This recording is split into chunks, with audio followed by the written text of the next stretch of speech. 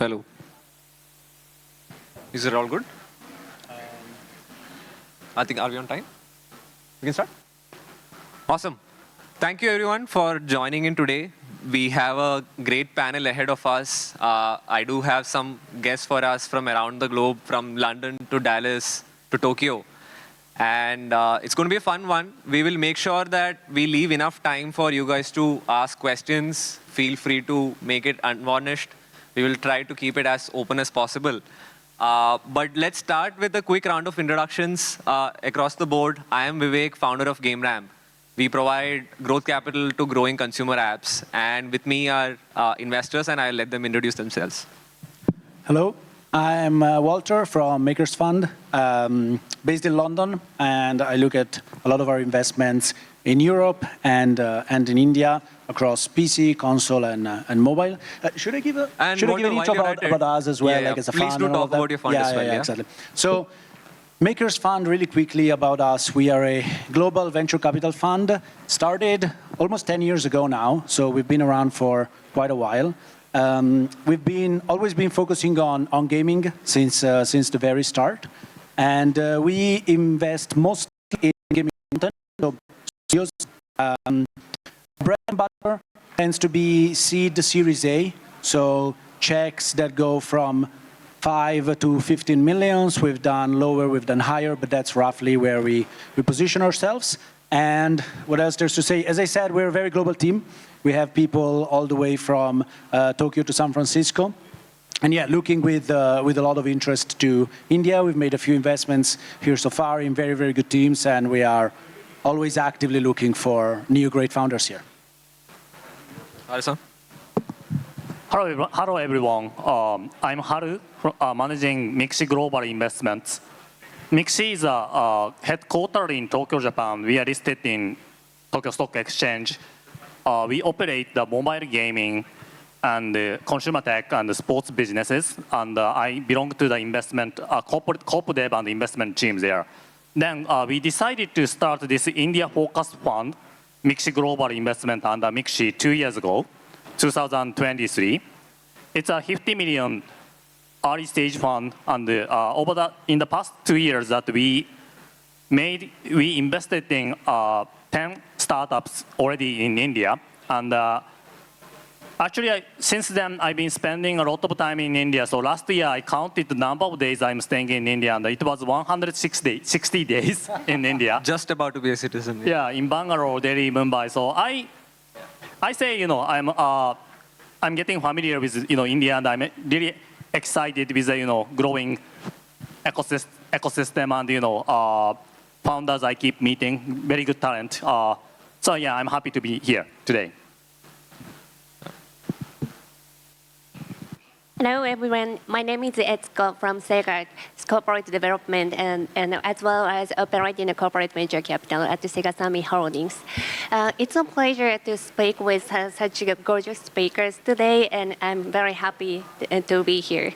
And our corporate venture capital is looking into new technologies and ecosystems that could eventually be a part of the entertainment in the future. Not only the games, but also like some other entertainments like movies, music, and animations, and merchandises, and sports. Many things could be an entertainment. So we are looking into India as a very interesting market since before the COVID time. And we are noticing that India has been rapidly growing. And just before the COVID time, we noticed that majority of the game spent was more like game revenue was from the advertisement, and the RMZ led the growth of the game market. But now IAP is growing, and the number of the users and the accrued revenue per user is rapidly growing as well, and becoming more and more interesting opportunity for all the game companies globally to enter into this market.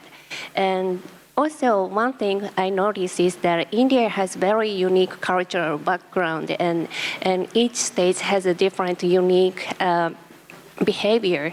So it's very interesting to learn more and more about the Indian market, and we are still new to the market, and we we welcome your support to learn the market and grow the business together.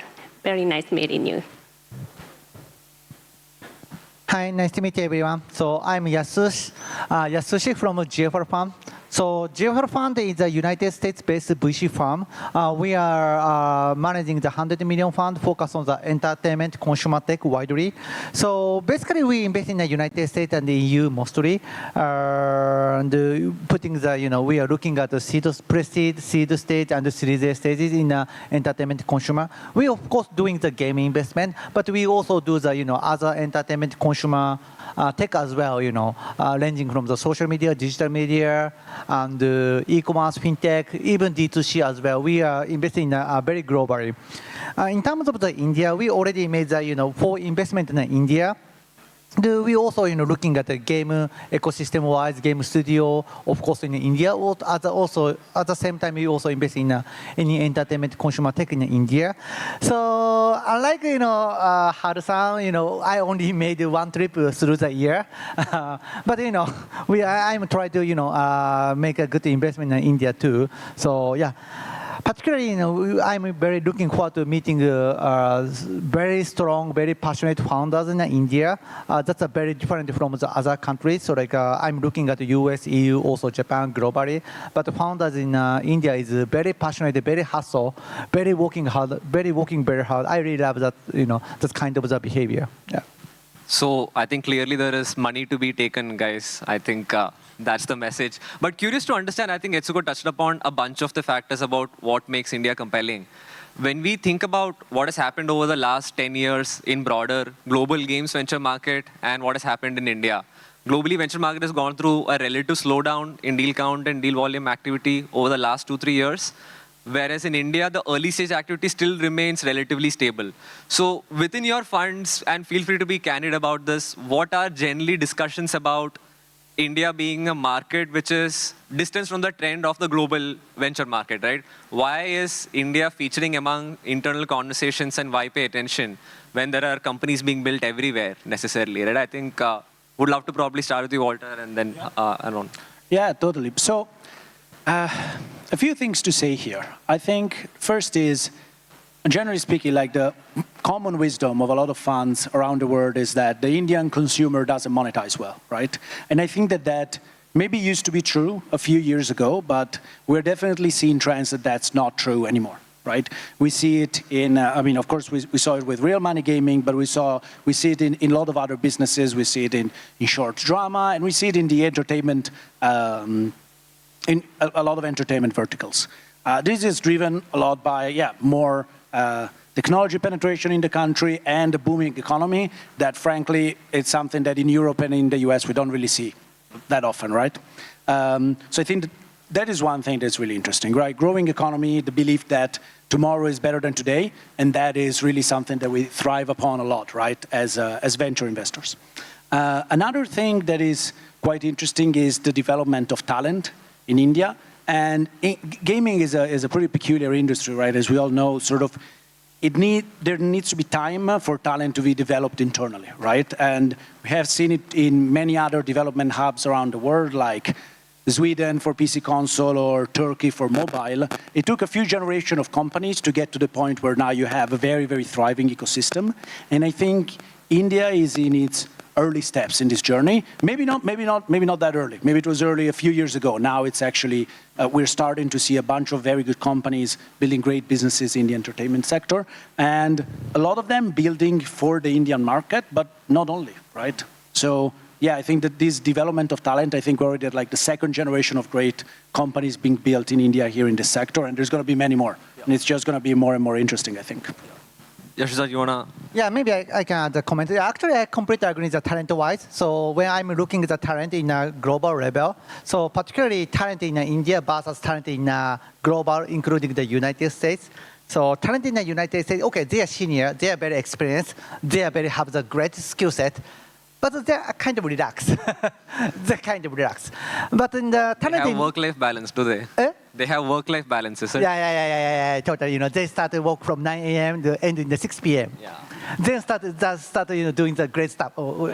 Not sure they can make it. But anyway, in the India guys, so India founder, India talent-wise, so first of all, they are very passionate, they are very humble, they are very hustle, and also probably age-wise also younger compared to the rest of the world. I really like that, I feel like when I'm looking at the India founder, I feel like it's kind of the 10 or 20 years ago what we see in the United States or Japan, right?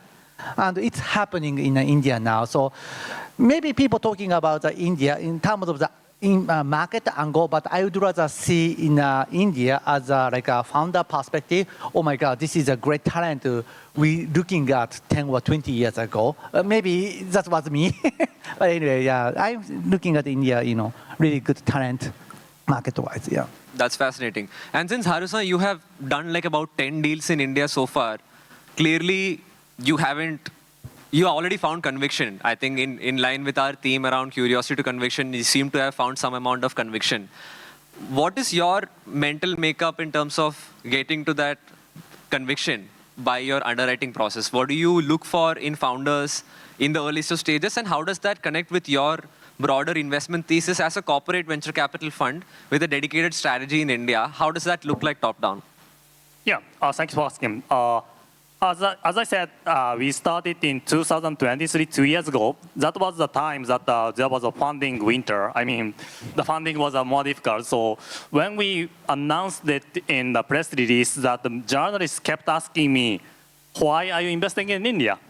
When others are, more hesitant. But, we had a patient capital from a corporate venture capital, and it was more like a core rather than the analytics. We really believed in the mid to long-term growth of the India, not necessarily the sector agnostic, but in the gaming and the entertainment ecosystem. So we made a core. We wanted to be early here. We want to understand the market. So that's how we started, and we are very happy we made that call 2 years ago. Why? Because one is that, we already made 10 investments. I completely agree with the panel that India founders are amazing, excellent, even compared to with other global peers.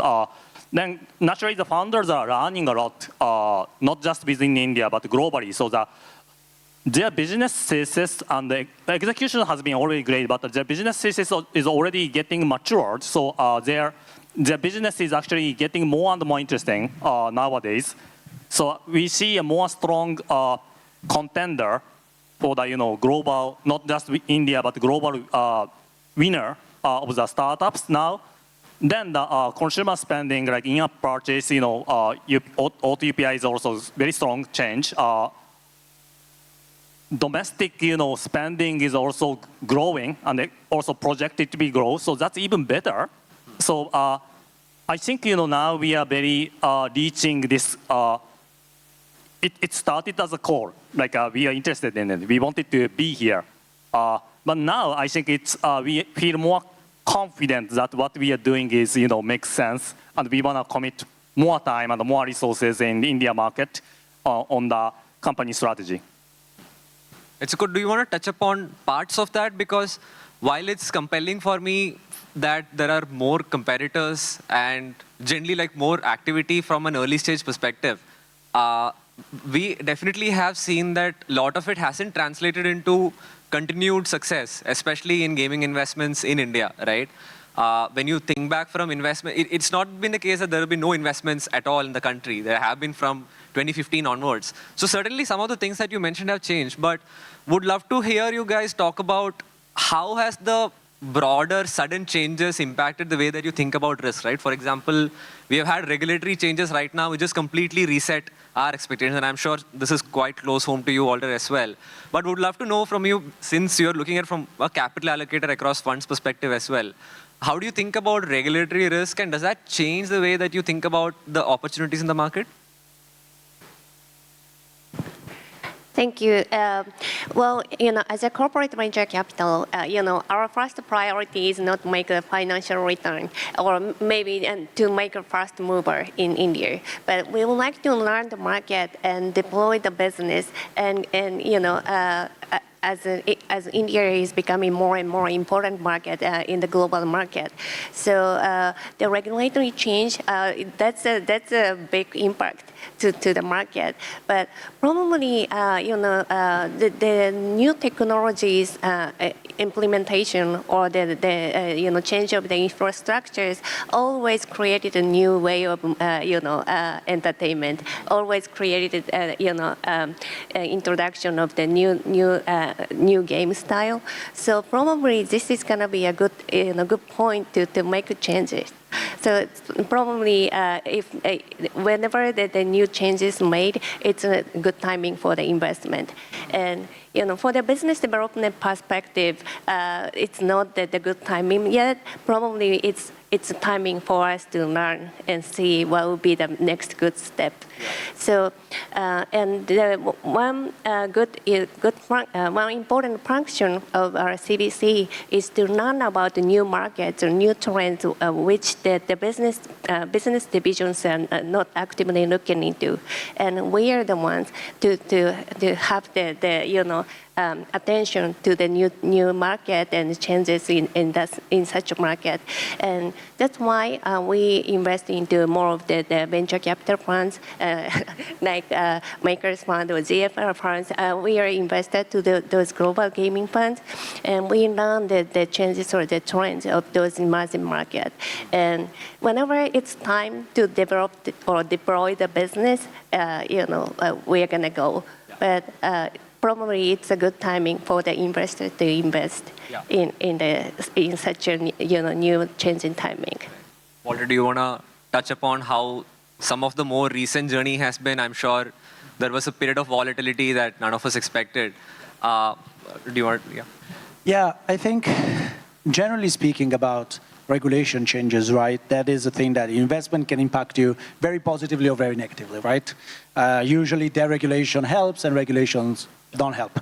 That being said, I think that helped us understanding the type of, first off, the specificities, right, of the Indian market and what type of businesses are, or I wouldn't say allowed, but are like, let's say, more looked at more favorably in India versus in other countries, right? And I think as a global fund, we always tend to have maybe the same approach in different regions, but it's very important, I think, in a place like India to understand, okay, what works in this geography, not only for the players and for the users, right, but what works also for a broader societal impact, if that makes sense, right? And that is something that we have to be very conscious about. We have, as you were mentioning, we still have a portfolio company that used to do real money gaming, and we actually had two, one in India, one in the US. The one in the US is doing really, really well, because the US is going in exactly the opposite direction.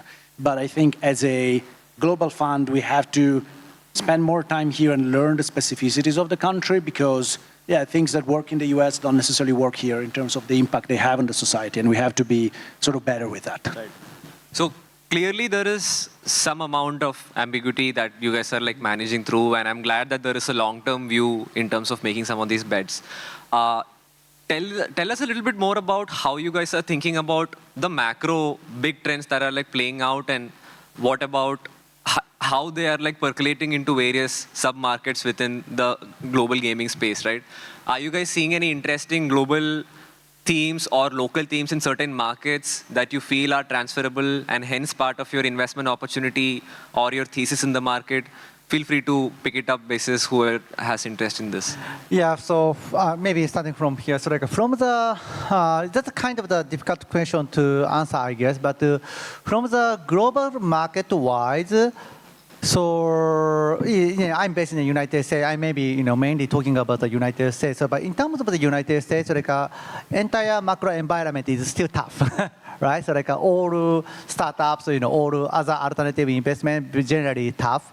But that being said, in terms of the under the even tough environment, still AI is big. still. AI is one of the big trend. I was waiting until what is the time before which we all said AI, but No. Finally. I just, AI is not this topic yet, but yeah, totally, US-wide the AI. There also another but big trend in terms of the global level. It's not only US, it's also for global level. I'm very interested in a generation shift. So it's already millennial is not a driver for the economic growth. Gen Z is totally the new driver for the, in terms of generation. I believe, generation in the India is old Gen Z, I guess. But anyway, for the global level, so Gen Z is already 26, 27. They're already buying power, spending power. I think that's going to be a majority of the spending power for the next 5-10 years. I think that's a macro level. So in terms of local means India, right? So in terms of the local level, I think the India-wide is I feeling like a kind of the time machine zone business. So what being great in the rest of the world, that's gonna be happening again in India. So one of the cases we invest in a Stan, that's a kind of the Discord equivalent in India. Yeah. The Discord already started 10 years ago, but the Stan started a few years ago, but they're doing very well. And this year, I just came here first time in 2025, but everyone talking about the short drama. But that's what already happened 3 years ago in China, 2 years ago in Japan, last year in the United States, now running in India. So maybe in terms of the local market, India market-wise, kind of the time machine zone, time machine business from global to India. That's my guess. That's my guess. I love to hear your counter discussion. what do But you guys? Yeah. Haru-san, do you want to take a stab? Walter, feel free to. Okay. Well, true that short dramas are being big, and interestingly, I invested in the short drama company Iroiro is starting a short drama and getting strong. It's Story TV, if anybody knows about it. Yeah. And I also invested in the short drama company in Japan. But actually, it's much, well, Yasu's argument was like, there's a gap. I mean, some other countries are ahead, but short drama's case, I think it started slightly late. The trend started late, but the traction is actually much steep in India because it's synergizing well with what India consumers consume. So I'm more bullish in the short drama platform and the content, entire business in India. I keep hearing there's a retention problem, but I think that's a solvable issue. That if you bring the more engaging contents and better quality contents, I think retention would become better. But already there's a early signal is just too good to miss. Yeah. so that but maybe idea might be still a little behind. Or behind is not a good term, but I think there's what I'm trying to say is that okay, we are looking into the same kind of business model, but India is quite distinct. So and it's a big, potentially big pocket. Monetization is difficult, but if the monetization works, India tends to reward the big winners in the market. So I think could be. If I conclude what I'm saying that okay, there was a small signal in other market that could potentially become much bigger in India, or esports or short drama. I mean, I think I also personally think esports is more synergized well with how the Indian people like to be very sociable, want to enjoy the content together. So esports has been a little not so best investment outside India, but India, it might be, it still is an interesting space, I think. Yeah, interesting. I think fascinating to hear about the experience about microdrama, and I'm sure that breaks hearts of a lot of conventional game developers here, because we are talking about non-games in this sort of environment. Is that a reflection on the difficult state of affairs to succeed in making conventional games are? Because one point that I do want to bring up, and this is in connection to the China -3 or T-4 timeline that you guys are talking about. The Hero project in China really helped kick off the PC console game development in China. And now we have a bunch of accelerators, including yours, sort of like kicking off. You guys are supporting funds. Is the energy and innovation going to come from newer companies? Is it going to be more focused around accelerators? What I'm trying to understand is, where do you guys think the effort to returns are better? Is it to play more on, hey, these companies are winning, and like you said, let's just go back the biggest guys? Or is the opportunity and alpha in many guys who are like exploring super, super early ideas? What's the spread looking like? And feel free to pick it up. This is a hard question. I mean, the easy answer here is both. I think that there is this opportunity both in investing in very early stage teams that are really, really good and trying to do something new, but at the same time also backing the larger companies that already have a foothold in the country and that are already doing well. I think overall this is we as a VC we're in a good spot. We can do both, right? But there's no reason why we wouldn't. I would say specifically in India, I think where the opportunities and the talent will come from, I think it will be more from these, I was alluding to earlier, sort of like these second generation companies, the companies that are built by offshoots of people that used to work at other larger Indian gaming companies, and then they're starting their own thing. I think that's the model we have seen in a lot of other countries, and I believe it's happening right now in India. So I think that's really the type of opportunities that we are really interested in. But that's not to say that they're the only ones, right? And actually, going back, if I can, to what you were asking earlier, and you were saying that short drama could break the hearts of some gaming founders because it's not pure gaming. I would say, like, don't sleep on free-to-play mobile. Like, there's so many global tailwinds to free-to-play mobile right now with rewarded play and web shop and direct link outs. It's not captured in the market estimates, but it's probably been growing 10-20% a year, and nobody talks about that. So that's still a massive market that's still going to do really well. Etsuko would love to hear from you as well. Yes, when I see India as a market, many people playing games, and this is totally a mobile-first market. So people can easily start the game and switch the game to or some other titles or some other apps, or maybe not from a game, so to maybe YouTube or some shorter form of live streaming content. And micro drama is one of that option. I think it's becoming new, and because the content is becoming more and more convenient, that people can spend like 1 to 2 minutes just by watching one episode of the micro dramas. That's available there, but that's also an interesting part that's happening in every country, every market. But the good thing that rapidly grow in the market was that they are provided the local content that is there for Indian people. That's why they became #1 in India market, in such a short period of time, and in global, there are some characteristics of the content that are suitable for some specific countries, and as a business company, if we deploy the business, then we have to understand the market and provide the contents that are suitable for the market. But as an investor, we have to think about the founders and the team's capability that can provide the contents that and analyze the market. That is very sensitive, but into the details, we have to understand the content. So that's the kind of capability as an investor we have to see.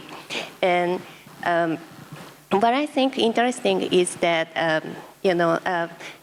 when I was a kid, I recognized India as a country, which everybody is really good at mathematics.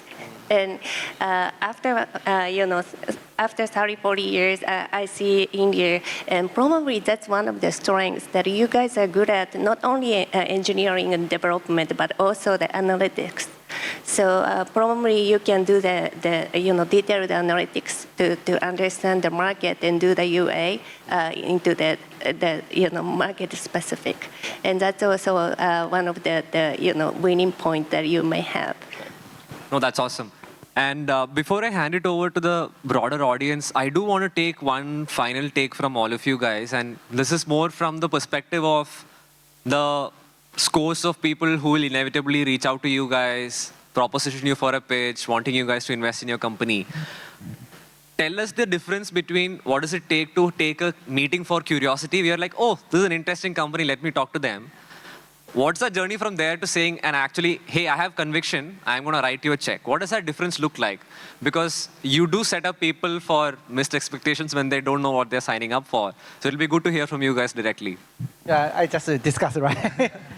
So maybe starting from here, so maybe, hard to say, but honestly, in my cases, maybe GFR fund cases, in my case, I almost make the decision in the first meeting. So more likely, maybe in the first 5 minutes or 10 minutes. And if I couldn't make a decision by end of the meeting in the 30 minutes, probably no longer. Yeah. Probably. And that means, basically in the first meeting, what I'm looking at is, first is, other VC, other venture capital, other we are investing in equity, we are basically investing in the something new, something frontier, something like a new business model, something new technology, something new, right?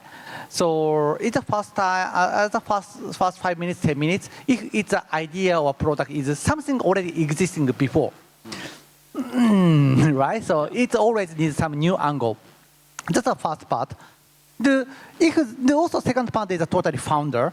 And if so founder is needs a couple of angle, but the founder is like a passion, of course, passion, the also hustle and working very hard. And the way thinking about the new model, new business is like younger. I mean, not I talking the ages, so the way thinking the new business is young.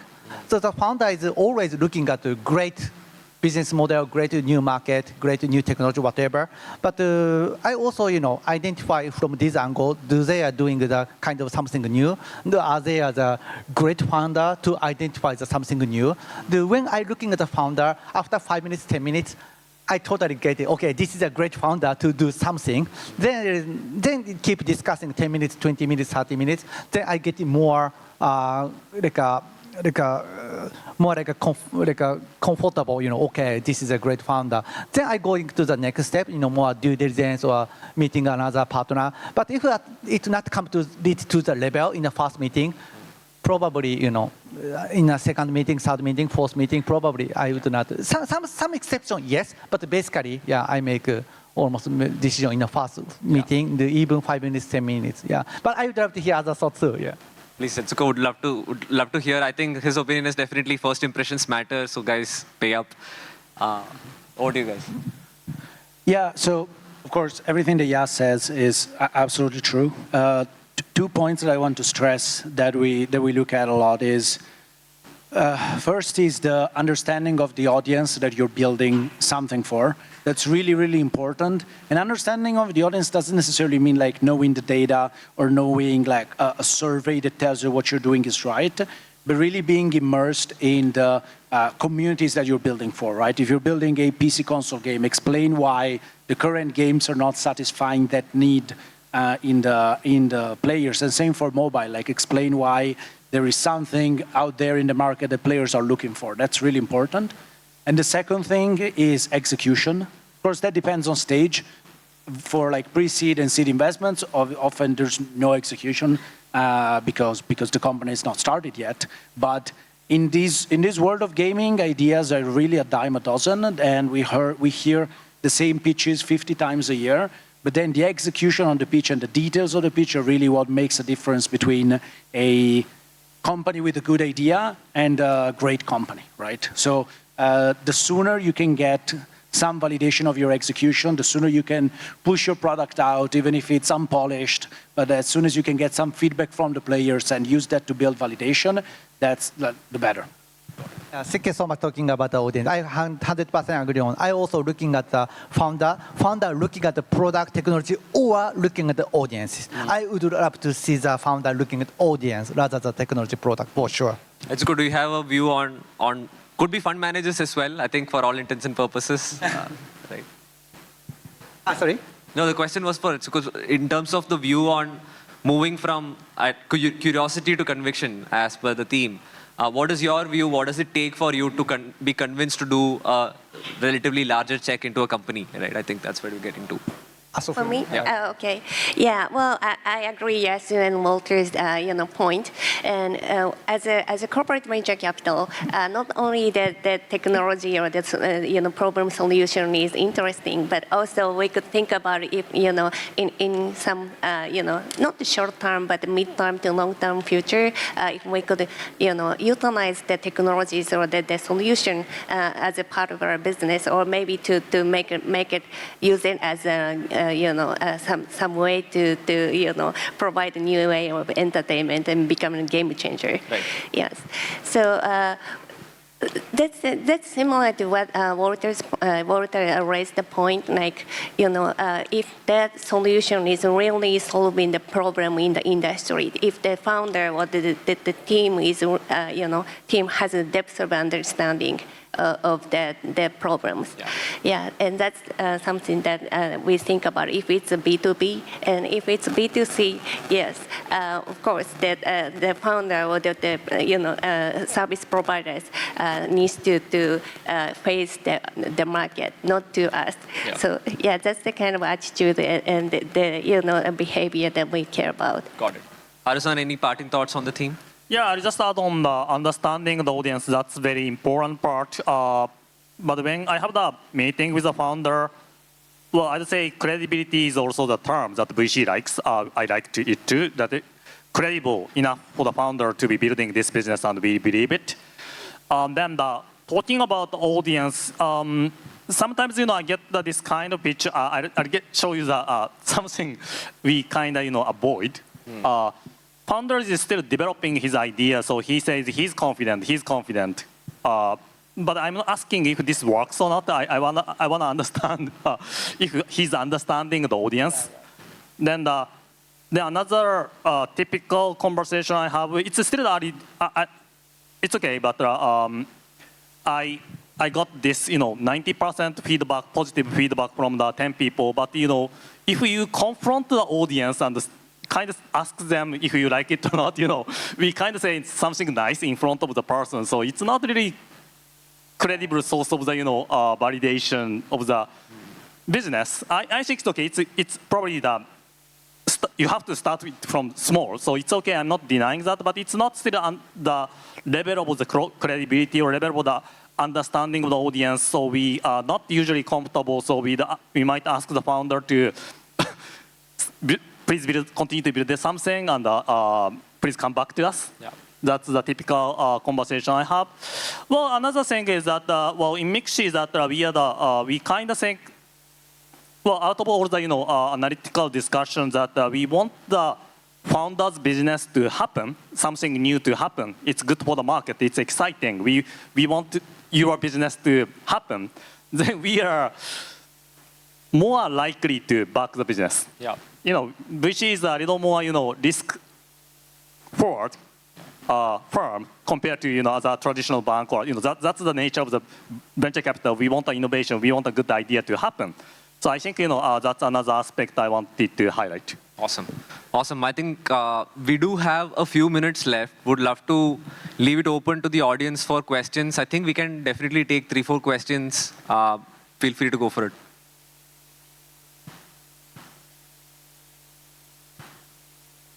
Any questions? No? Yeah. So there was a lot of focus on understanding the audience. So I wanted to ask, since India is majoritarily, the way technology has penetrated here, broadband connectivity has penetrated here, it's mostly mobile focused.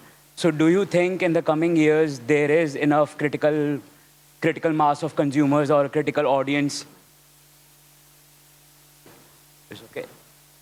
A critical mass of audience in PC and console market for it to be viable business opportunity for you guys? I think there is, in terms of the size of the audience. The challenge that we have seen and that a lot of venture capital funds have seen in PC console is that it's very hard to make a good game and a successful game in PC console, and it's even harder to make a successful business. You will find a lot of great games made by companies that made zero money and went bankrupt, right? A lot of our favorite games are made by companies that died.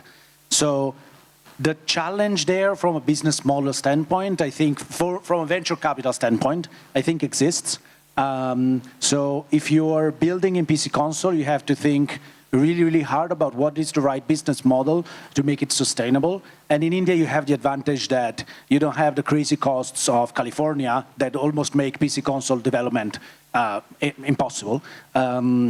So I think that there is a way to do it. I don't think that the problem is with the audience. I think that the audience is there and exists. It's more a business model problem that the West has had a lot in the past.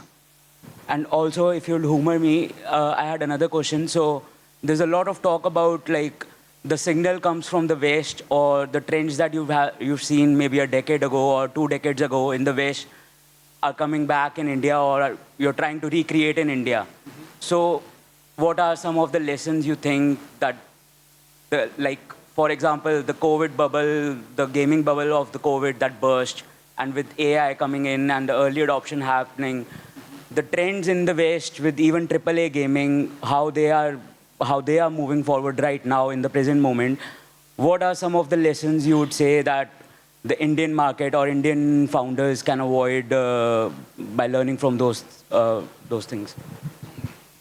Your question was is like a kind of the time machine, right? Like Yes, how you found out to adopt it, right? I'm basically the answer is basically the localization and the user experience. So probably it's totally mistakes. Just copy the entire business from the global into the India. That's totally mistakes. And each country has each, like a culture, each language, also each experience is as well. When you bring into something from the other country into the India, you always have to localize not only language, on entire the experience itself. You only just copy from just in the core of the business model, but you have to wrapping more and more experience side to understand your audiences, even language culture level, and also experience on the mobile also different from each country. So maybe key is UI, UX, and localization. I think that's the key. And then there's still many opportunities, bringing from something happening overseas in India. So you have to still invent some expensive UI, UX. I think we had another question over there. Yeah.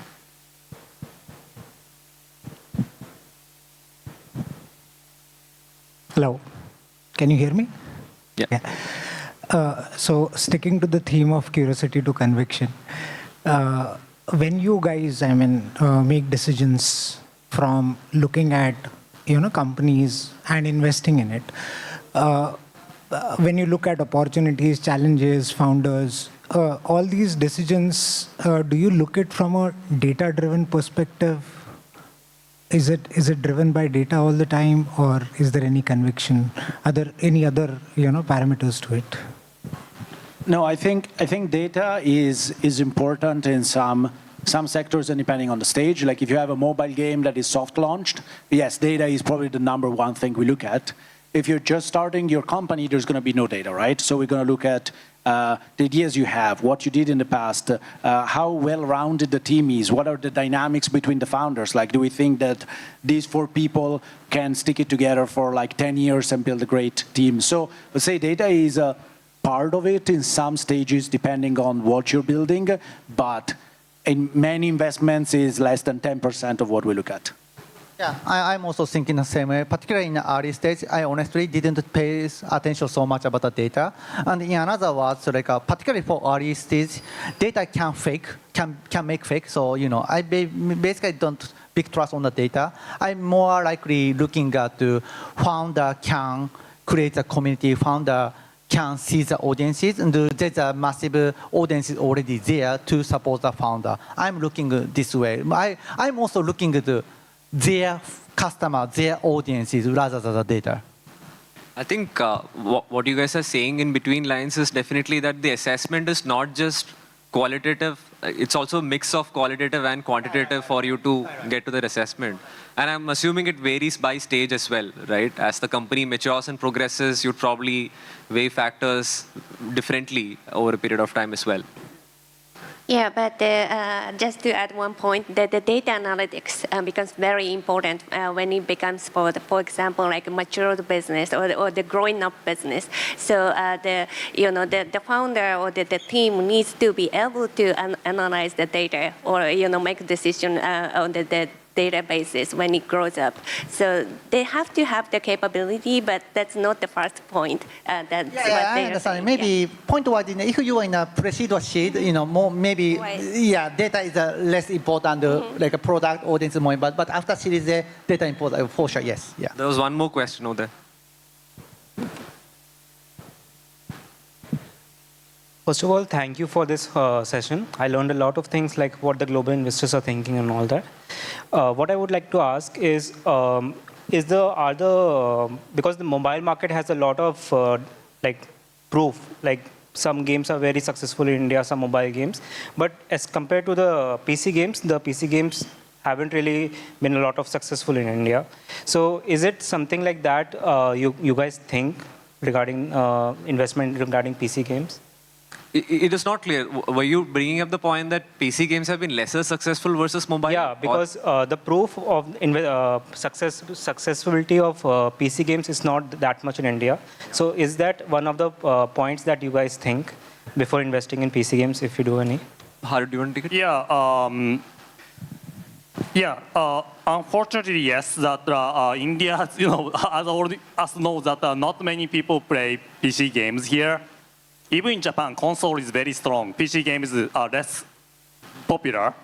There's a tendency of the market, if we talk about, if we are publishing in India, let's say I got the pitch, like let's make the Black Myth Wukong for India with India theme, but market is different. In China, a lot of gamers with buying power are waiting for something playable, high quality action role-playing game with Chinese resonating content. But in India, I think some people are waiting for it, but buying power is not comparable at the moment. I mean, that's a fact. It's going to change in the coming years. So, but I do factor in what market you are building, what product, and affinity, how much buying power you can capture with that business and go-to-market strategy. Yeah, that's a big factor. Thank you, And sir. I also want to add one thing. Thank you. That really depends on the hardware penetration as well. In Japan market, people have been playing games since many years ago, and it's kind of becoming practice that when the kids grow up, the parents buy the game hardware. So kids grow up with the game hardware, so they're kind of used to play with the hardware games, but console games. But in this market, Indian market, it's very unique. Like everybody starts to play with mobile game because everybody is like mobile first market. And before PC, since you're kids, you probably play with the smartphones. That's how the market is developed, I think. But eventually, if the hardware is deployed, I mean the PC is more deployed, probably the market grows up. And it's similar to the VR market. Like VR hardware is more deployed in the North American market, and where there are many VR game developers in Japan or many other parts of the world, but the market is more like U.S. focused because of the hardware. So we would like to see how the PC or the VR or other hardware is deployed in each unique market. Thank you, ma'am. Awesome. Please do catch the panelists off the stage. I think we are roughly about time, but thank you for the session, and thank you guys for joining the session, and looking forward to this. Thanks so much. Thank you. Thank you. Thank you.